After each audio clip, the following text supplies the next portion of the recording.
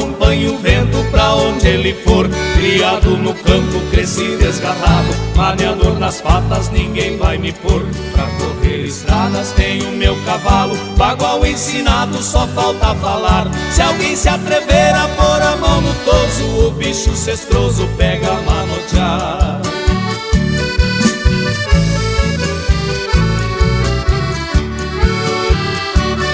Fui querido pelos invejosos, por isso uma história agora vou contar. Perto da fazenda que estou trabalhando, e uma carreirada quis participar. Não me convidaram por ser forasteiro, também meu dinheiro ninguém quis pegar. Me viraram as costas, foram me falando, para bandoleiro aqui não tem lugar.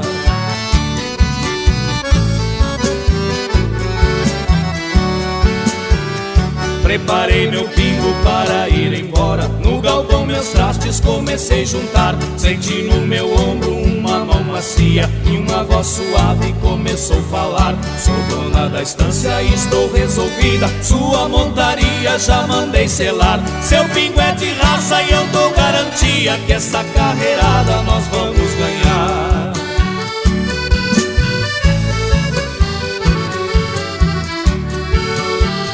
Meu pingo ligeiro ganhou a carreira e a fazendeira veio me falar. Quero que prometa que não vai embora, se seu potro nele me deixar montar. O bicho manhoso tornou-se amistoso quando a caprichosa em seu lombo saltou. Sorriu maliciosa pra mim já orgulhosa, certa que também meu coração pialou. Agora em seus braços viva apaixonado, e o pingo na invernada ela mesma soltou.